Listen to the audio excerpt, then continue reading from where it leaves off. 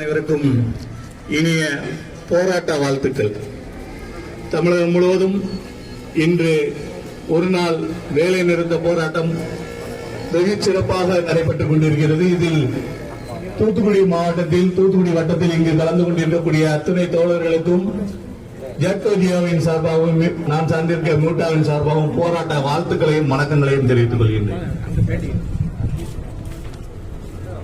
தோழர்களே, கடந்த 4 ஆண்டுகளுக்கு முன்பாக, கிட்டத்தட்ட ஒரு 5 ஆண்டுகளுக்கு முன்பாக இருக்கலாம், 2020களிலே நம்மளுடைய ஜெட்கோஜியா மிகப்பெரிய அளவிலான போராட்டங்களை முன்னின்று நடத்தி கொண்டிருக்கும் பொழுது அன்றைய எதிர்க்கட்சி தலைவராக இருந்த தற்போதைய மாண்புமிகு முதல்வர் அவர்கள் போராட்ட களத்திற்கே வந்து உங்கள் அனைவருக்கும் நான் ஒன்றை கூறிக்கொள்கின்றேன். கழக ஆட்சி அமைந்தவுடன் உங்களுக்கு போராட வேண்டிய எந்த ஒரு சூழ்நிலையும் அமையாது. உங்களுடைய கோரிக்கைகள் எல்லாம் உடனடியாக அரசினுடைய கவனத்திற்கு கொண்டு வரப்பட்டு நானே நேரில் தலையிட்டு அதை அனைத்தையும் நிறைவேற்றி கொடுப்பேன் என்று கூறியிருந்தார். 5 ஆண்டுகளுக்கு பிறகு ஜெட்கோஜியோ இந்த கழக ஆட்சியிலே பல்வேறு கட்ட போராட்டங்களை முன்னின்று நடத்தியிருந்தாலும் நாம் இன்று அடையாள வேலை நிறுத்த போராட்டத்தை துவங்கி இருக்கின்றோம். இதற்கு அடுத்ததாக அனைத்து அரசு ஊழியர்களையும் ஆசிரியரையும் இணைத்து காலவரையற்ற வேலை நிறுத்த போராட்டத்தையும் நாம் நடத்துவோம் என்பதையும் இந்த ஆட்சியாளர்களுக்கு தெரிவித்துக் கொள்கின்றோம். ஏன் நாம் தொடர்ந்து போராட்ட களத்திற்கு வர வேண்டிய சூழ்நிலை இருக்கு? ஒன்னும் வேலை இல்லாமலாம் யாரும் போராட்ட களத்திற்கோ போராட்டத்திற்கோ இங்கே நாம வரல. நம்மளுடைய அரசுடைய பணிகளும் சரி, ஆசிரியர்களுடைய பணிகளும் மக்களுக்காக, மாணவர்களுக்காக செய்ய வேண்டிய வேலைகளை புறக்கணித்து விட்டு நாம் இங்கு போராட்ட களத்திற்கு நம்மை அழைத்து வந்திருக்கிறது, தள்ளி இருக்கிறது இந்த அரசாங்கம் தான். ஏன்னா பொறுமைக்கும் ஒரு எல்லை உண்டுன்னு சொல்லுவாங்க. இந்த அரசு ஆட்சி அமைந்தவுடன் நாம் போராட்ட களத்திற்கு வரவில்லை. அவர்களுக்கு தேவையான கால அவகாசம் பல்வேறு கால நிலைகளிலே நாம இப்படி நீட்டித்தே கொடுத்து வந்துள்ளோம். பழைய பென்ஷன் திட்டத்தை நிறுவுவதற்காக ஒரு குழு அமைத்ததாக கூறியிருந்தார்கள். பழைய ஓய்வூதிய திட்டத்தை எப்படி அமல்படுத்தலாம், இல்ல அதை பற்றி நாம் பகுத்தாய்ந்து ஆராய்வதற்காக கரண்தீப் சிங் பேடி அவர்களுடைய தலைமையில ஒரு குழு அமைத்து சென்னையில அனைத்து அரசு ஊழியர் சங்கங்களையும் சரி, ஆசிரியர் இயக்கங்களையும் அழைத்து பேசியிருந்தார்கள். சென்று வந்த பணம் கிடைக்குது.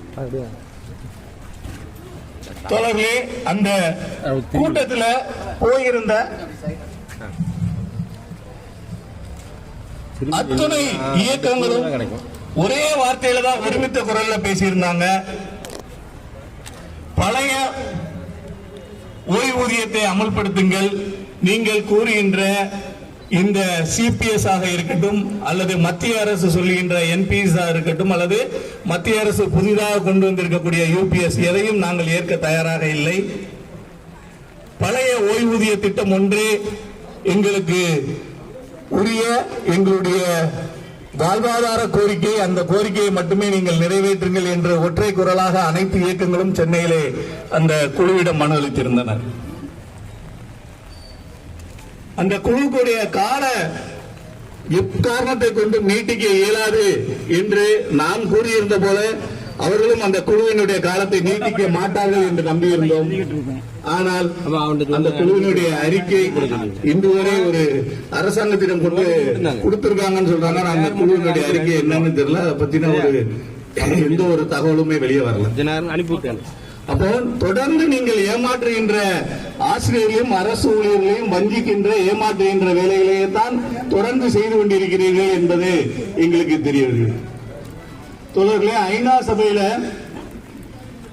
மிகப்பெரிய கூட்டத்தில் தோழர் சேகுவாராவுக்கு பேசுவதற்கு வாய்ப்பு கிடைத்த போது தோழர் ஒரே ஒரு நொடிதான் பேசியிருந்தார். அவர் ஒரு நொடி பேசியது இன்றளவும் இளைஞர்களுக்கும் சரி, போராளிகளுக்கும் சரி, போராட்ட களத்தில் நிற்பவர்களுக்கு உந்துதல் வார்த்தைகளாக இருக்கின்றது. அவர் அந்த ஐநா சபையிலே அந்த பேச வாய்ப்பு கிடைக்கும் போது பேசியது இரண்டு வார்த்தைகள் தான். Motherland or dead, motherland or dead. என்னுடைய தாய்மண் அல்லது நான் செத்து மடிவேன் என்று கூறிவிட்டு அந்த அரங்கத்திலிருந்து வெளியே வந்தார். நம்முடைய இயக்கங்கள் அனைத்துமே கூறக்கூடியது, இந்த எந்த அரசாங்கமாக இருந்தாலும் ஜாக்டோஜியோ முன்னெடுக்கக்கூடிய ஒரே வார்த்தை பழைய ஓய்வூதிய திட்டம் அல்லது போராட்டம். அது திராவிட முன்னேற்ற கழகத்தினுடைய அரசாங்கமாக இருந்தாலும் சரிதான், அல்லது வேறு எந்த கட்சிகள் ஆட்சி அமைத்து இருந்தாலும் சரிதான், நம்மளுடைய கொள்கையில எந்த ஒரு வேறுபாடும் கிடையாது. ஒன்று பழைய ஓய்வூதிய திட்டம் அல்லது போராட்டம். பழைய ஓய்வூதிய திட்டத்தை நீங்கள் அளித்திருந்தால் போராட்ட களத்திற்கு நாங்கள் வருவதற்கான வாய்ப்புகளே இல்லாமல் சேர்ந்திருக்கும். நீங்கள் பழைய ஓய்வூதிய திட்டத்தை அளிக்க மறுக்கின்ற பொழுது எங்களுக்கு அடுத்த எங்களுடைய ஆயுதமான, எங்களுடைய பேராயுதமான அந்த போராட்டத்தை நாங்கள் கையில் ஏந்தி உங்களுக்கு முன்னால் நாங்கள் போர் புரியலுக்கு தயாராகத்தான் இருக்கின்றோம் தோழர். அதைத்தான் நாம் இந்த அரசுக்கு ஒவ்வொரு மட்டமும் ஒவ்வொரு போராட்டங்களிலுமே நாம சொல்லிக்கிட்டே இருக்கிறோம். எல்லா இயக்கங்களுமே தற்பொழுது போராட்டத்தை கையில் எடுத்து முன்னால தொடர்ந்து நடத்தி கொண்டிருக்கிறது. இன்று நாம ஜாக்டோஜியா சார்பாக போராட்டம் நடத்தி கொண்டிருக்கிற இதே நிலையில நம்ம பின்னாலே ஒரு சூரட்டி விட்டப்பட்டு இருக்கிறது. தமிழ்நாடு நில அளவை அலுவலர்கள் ஒன்றிணைப்பு சார்பாக இன்று முதல் காலவரையற்ற வேலை நிறுத்தத்தை அவர்கள் தொடங்கி இருக்கிறார்கள். அரசு ஊழியர் சங்கத்தினுடைய மாநில பிரதிநிதித்துவ பேரையில் அவர்கள் தொடர்ந்து போராட்டத்திற்கு காலவரையற்ற சாலை மறியல் உள்ளிட்ட காலவரையற்ற போராட்டத்தை தொடங்குவதற்கான அறிக்கையை வெளியிட்டிருக்கிறார்கள். மியூட்டா மற்றும் ஏஐடியின் சார்பாக கடந்த வாரம் சென்னையிலே கல்லூரி கல்வி இயக்குநர் அலுவலகத்திலே 3 நாள் தொடர் காத்திருப்பு போராட்டத்தை நடத்தி வந்திருந்தோம். சென்னையில அந்த இயக்குநர் அலுவலகத்தில் ஒவ்வொரு நாளும் காலை 10 மணி முதல் மாலை 6 மணி வரை 300க்கும் மேற்பட்ட பேராசிரியர்கள் அரசினுடைய கவனத்தை ஈர்க்கும் விதமாக பெண் பேராசிரியர் உட்பட கன்னியாகுமரியிலிருந்து கோயம்புத்தூரிலிருந்து தஞ்சாவூர் எல்லா தமிழகத்தில் உள்ள அனைத்து இடங்களிலிருந்து வந்து காத்திருந்தார்கள்.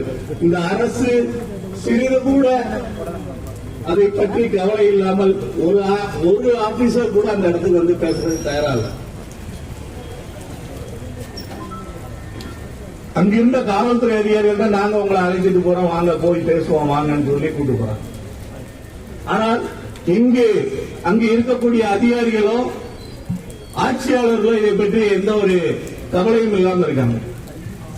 தொடர்ந்து அனைவருக்குமே நம்ம என்ன சொல்லுவோம்னா, அந்த அதிகாரிகள் மீது நம்மளுக்கு அதிகமான ஒரு கோபம் இருக்குது. நீங்க ஐஏஎஸ் அதிகாரிகளுடைய பேச்சை கேட்டுட்டு நீங்க செயல்படுறீங்க அப்படின்னு. ஆனா அதுல பாதியளவு உண்மை இருந்தாலும் முழுவதுமாக அது உண்மை அல்ல. ஏதே முதலமைச்சர் குறிப்பிட்டு ஒரு வார்த்தை பழைய ஓய்வூதிய திட்டத்திற்கான அந்த கோப்புகள் எங்க இருக்க என்னுடைய மேடைக்கு வர வேண்டும் என்று ஒற்றை வார்த்தை கூறினால் எந்த அதிகாரியாவது அதை மீறி செயல்பட முடியுமா?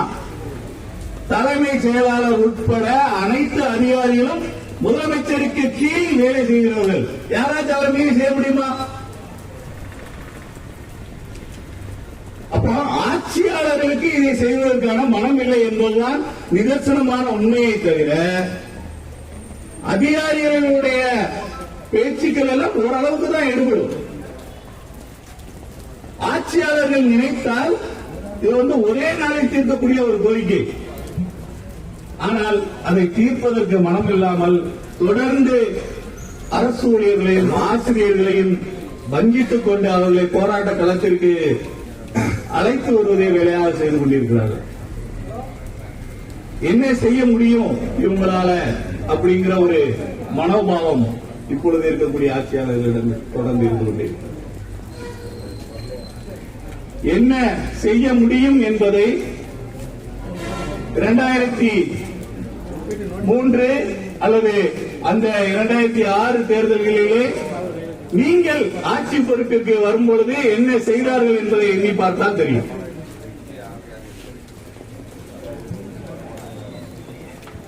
கடந்த 2021 தேர்தலில் கூட உங்களுடைய கட்சியினுடைய பொதுச் செயலாளர் உட்பட பல முன்னணி அமைச்சர்கள், முன்னணி தலைவர்கள் சட்டமன்ற உறுப்பினராக பொறுப்பேற்றதற்கு முக்கிய காரணம் அரசு ஊழியர் ஆசிரியர்களுடைய தபால் ஓட்டுகள் தான். பல்வேறு காலகட்டங்களில் இந்த அரசிற்கு அனைத்து வேலைகளையும் அவர்களுடைய இயற்கை பேரிடர்கள் முதற்கொண்டு பல்வேறு கஷ்டமான சூழ்நிலையிலே அரசிற்கு வேலை செய்யக்கூடியவர்கள் யாரு? அரசு ஊழியர்கள் தான். அந்த அரசு ஊழியர்களை நடுரோட்டில் அவர்களுடைய கோரிக்கைகளுக்காக காலங்காலமாக காக்க வைப்பது இந்த கையாளாத அரசினுடைய மிக ஒரு கேவலமான நிலையை தொடர்ந்து கொண்டிருக்கிறது.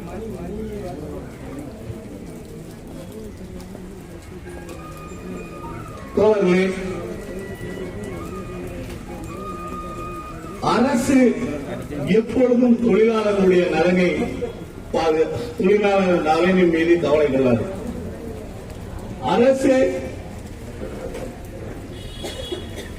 எப்பொழுதும் தொழிலாளர்கள் நலனின் மீது கவலை கொள்ளாது. முதலாளிகளுடைய மேம்பாட்டிற்குத்தான் இந்த அரசானது செவிசாய்க்கும், அதற்காகத்தான் வேலை செய்யும். ஆனால் இந்த நிலையில் நாட்டில் எப்பொழுதுமே மிகப்பெரிய வளர்ச்சி ஏற்பட்டு விடாது. தொழிலாளர்களை நசுக்கிவிட நினைக்கும் எந்த ஒரு அரசாங்கமும் பெரிதாக வளர்ச்சி அடையாது. நாட்டினுடைய வளர்ச்சிக்கு தேவையானது தொழிலாளர்களுடைய வளர்ச்சியை பற்றி தொழிலாளர்கள் நாட்டினை பற்றி எண்ணம் கொண்டு வந்து தொழிலாளர்களுடைய ஒரு கிளர்ச்சி ஏற்பட்டுவிட்டால், தொழிலாளர்களிடம் இருக்கக்கூடிய அந்த கிளர்ச்சி ஏற்பட்டுவிட்டால் அதை யாராலும் தடுக்க இயலாது என்பதை இன்று நான் சொல்லவில்லை. 100 ஆண்டுகளுக்கு முன்பாகவே கப்பலோட்டிய தமிழன் செக்கிழுத்த செம்மல் வாவு சிதம்பரனார் அவர்கள் தொழிலாளர்களிடம் பேசிய மாபெரும் கூட்டத்திலே அன்றைய ஆங்கிலேய ஏகாதிபத்திய அரசினை எதிர்த்து கூறிய வார்த்தைகள். தொழிலாளர்கள் மீது ஆங்கிலேய அரசிற்கும் எந்த ஒரு முக்கியத்துவமும் இல்லை, அவர்களுக்கு இதன் மீது எந்த கருணையும் இல்லை. இன்று இருக்கக்கூடிய அரசாங்கமும் அதையே பின்பற்றிக் கொண்டு வருகிறார்கள். இந்த அரசாங்கத்தினை நாம் தூக்கி எறிவது நம்முடைய முக்கிய நோக்கம் அல்ல. இந்த அரசாங்கத்தினை மாற்றிவிட வேண்டுவது என்பது எங்களுடைய நோக்கம் அல்ல. இந்த அரசாங்கத்திற்கு மனமாற்றம் ஏற்பட வேண்டும், உங்களுடைய மனநிலையில் மாற்றம் ஏற்பட வேண்டும், நீங்கள் கூறியதை நிறைவேற்ற வேண்டும். உங்களுடைய தேர்தல் வாக்குறுதிகள், நீங்கள் அடிக்க போகும் 2026 தேர்தல் வாக்குறுதிகளிலும் தொடர்ந்து இடம்பெறாமல் நாங்கள் செய்த சாதனைகள் என்ற பட்டியலில் இடம்பெற வேண்டும். அதற்கு இப்பொழுதாவது உங்களை மாற்றிக்கொள்ளுங்கள். உங்களுடைய மனநிலையை மாற்றி ஆசிரியர் அரசு ஊழியர்களின் வாழ்வாதார கோரிக்கைகளை நிறைவேற்றுங்கள் என்று கூறி வாய்ப்பளித்தமைக்கு நன்றி விடைபெறுகிறேன். நன்றி, வணக்கம்.